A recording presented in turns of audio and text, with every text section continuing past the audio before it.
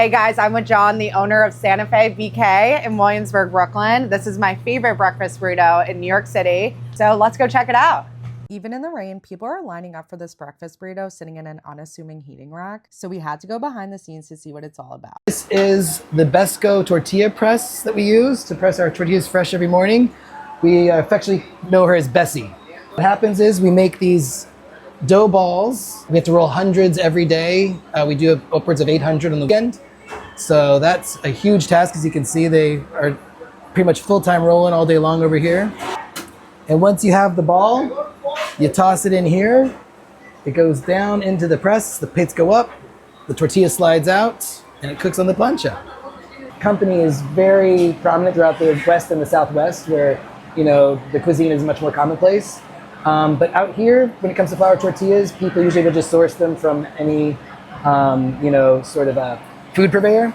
We didn't even realize that we were one of the only ones on the East Coast. We think the only other one is in Georgia or Virginia. I could not skip on this tortilla because this is the only way to make the tortilla that you find in Albuquerque, New Mexico. 446 degrees right now. Kind of when you know they're done is when they start to puff up. Our unofficial, official motto. That's what brought Melissa and I together. That's what kept us together, and that's what brought us to this beautiful part of our lives. And then here's the assembly line. This is our head chef, Arsteo, keeping the show rolling. You can see Arsteo perfectly executing the controlled chaos of the assembly line. This is where they bring together the fresh flour tortillas, soft scrambled eggs, bacon and sausage, and the last key ingredient. This is the magic. This is the Hatch green chili, all the way from Hatch Valley in New Mexico. This is the magical ingredient to all New Mexico cuisine. The Hatch Valley is such a unique geographical area that due to the topography, the geography, the chemical composition of the soil, the chilies that grow out of it have a unique flavor that can only be grown in the valley. You could take the pepper, grow it anywhere else in the world, it'll grow, it'll be robust, it'll be beautiful, but it won't have the flavor that you get from the Hatch Valley. So we have to import 1.85 metric tons of this stuff every 2 weeks. And it's actually been shown to be physically addictive. Nutrients are give your immune system and your system such a boost that it creates a physical reaction that makes you crave it. And that's why New Mexicans can't live without it. Our secret is that we get everybody in Brooklyn hooked. You wonder why you keep coming back, and this is the key. This is the secret. There's nothing else like it on the planet. You can only get it in that one spot. So as a result, the entire town is just miles and miles and miles of farms, acres of farms. All run by like the same families who have been in the business for generations. So it's just this beautiful, middle of nowhere, pastoral, generational farmland. And it's the pride of New Mexico. In New Mexico, you can it's everywhere. So you just get it on everything. Like, I'll take some extra green chili. I'd like, green chili on that. Here, we have to charge for it because it's so expensive to get out. But it's been funny when I have friends come and visit or people who have moved here from New Mexico and we're at a restaurant for the first time. They say, I'll just take some green chili with that. And the server says, you mean salsa verde? They say, no, I'll Hatch green chili. And they go, I don't know what that is. And then the person looks at me and goes, what is going on here? And I say, dude, they don't have green chili. They don't have Hatch out here in New York. And they're like, what do we do? Like, there's nothing we can do. Panic starts to set in. They're like, so how do I eat my food? It's easily our greatest expense operationally. Okay. That and eggs, as the market would have it. Good on us for deciding to hang our entire life's balance on the two things that are skyrocketing price. But we were able to get in touch with a farm in the valley. And so because we import it in such bulk, it offsets the cost in a way that we can still offer it in such volume and keep our bottom line and our overhead low enough to be, operational, if not profitable. We're trying to bring all this sort of the best kept secrets of the Southwest to New Yorkers and explain why it's special. And it's fun because for people who understand, they bring all their friends and they're exposing it for it. They're exposing people to it for us. People who discover it, it's so fun to watch people be like, I'm now hooked on it. I have to come here for it. And then you also get people who get so mad and they're like, why do I have to pay extra for the side? Why can't I just get more sauce? Like, can I just get, and you're like, this is not just like salsa verde that you can buy in a jar or in a jug, like this is real special boutique chili. And it's just always funny when people get mad at us because they just don't again, don't know how much it takes, the Herculean lift that it is to get the stuff out here. My best friend from high school was the Human's property manager on Breaking Bad and Better Call Saul.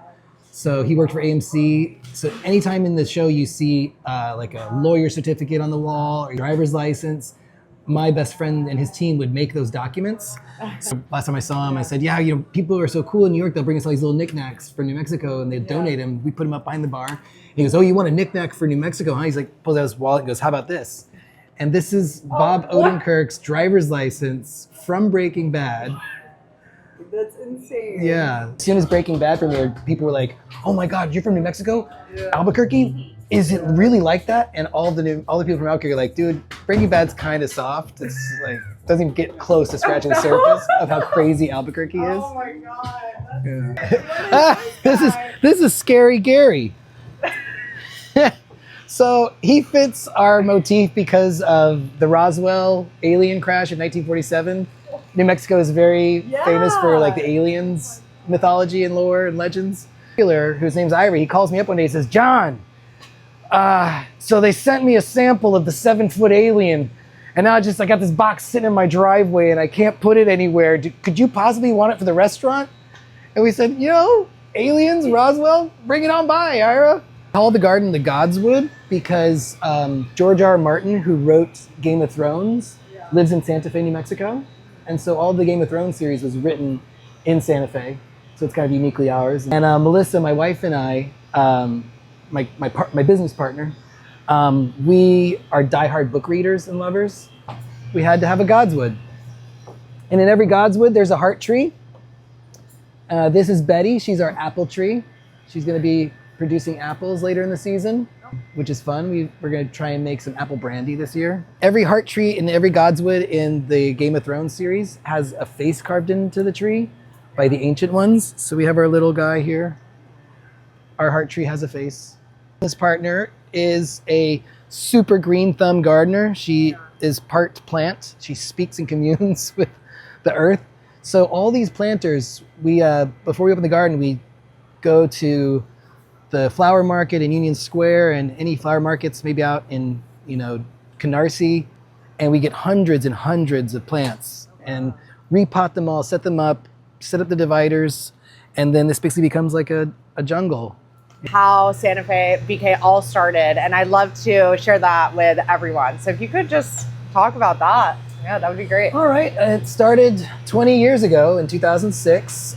There was a restaurant about a half mile from here called Santa Fe, and it was owned by like an Italian guy and a Greek guy, and they didn't have any connection to the Southwest. They just thought that the name Santa Fe sounded romantic, and it was kind of vaguely Mexican-ish cuisine. And I was a bartender there. And one rainy day, a woman came in with her resume. It was her last resume of the day. She was going to head home, dropped it off, and then got hired as a waitress. And she was my future wife, Melissa, who's now my business partner. And she's from Milwaukee. And me being from Albuquerque, New Mexico, I took her home to meet my family. And when she got there, she was just blown away by the cuisine. She's a big food person. She's a cook. And she said, what is with this food and why is there no representation in New York City? And I said, I don't know, you know, New Mexicans aren't trying to, you know, export it. We're not planting the seed that maybe one day we could open a restaurant, call it Santa Fe, like the one where we fell in love, and really bring New Mexican culture to the East Coast and really showcase all the amazing culinary and cultural aspects of New Mexico. Their margarita has been named as one of the top in New York City, New York Times recently. I've been practicing for 20 years, so. Yeah, we hand muddle each margarita to order, you know, because the minute you press lime juice, the flavor begins to decay, the juice begins to decay. So the margarita you taste at the beginning of a shift with pressed juice is different than the margarita flavor you get at the end of the shift, because the chemical reaction is just always happening. So to get the exact flavor of the margarita every single time, the same one we were drinking in 2006, you have to make it the same way every time. Yeah. And when you when you muddle the juices out, the muddling expresses the oils in the rind in a way that fresh pressing it never could. So you get the juice, you get the oils, you get all the acids, and then that creates another hot shot of vitamin C, combined with the sugar, and then in the tequila, it elevates all of your biological, processes. And Preferred tequila you like to put into the margarita? 100%. We always say that we don't have a well tequila here. Yeah. Our baseline tequila is our favorite tequila. Yeah. And it's called Pueblo Viejo Blanco. And it's an all women owned and operated distillery in Jalisco, which is a real significant accomplishment considering the challenges of operating in that region. Really, this powerhouse Cool. of amazing You would have ladies never making known. amazing tequila. Yeah. Yeah. So the lowest base of our tequilas is our favorite tequila. Okay, great. I love to hear that. Margaritas are Game of Thrones themed. We have 7 margaritas, one for each of the 7 kingdoms in the books. If anybody ever wants to know the lore or the reason behind the names of the margaritas, we can pull the books down and they're actually tagged. So we just open up the chapter and you're like, that's what the margarita is based on. 2 dream guests would be George R. Martin, who wrote The Song of Ice and Fire, and Bryan Cranston, who's the main actor from Breaking Bad.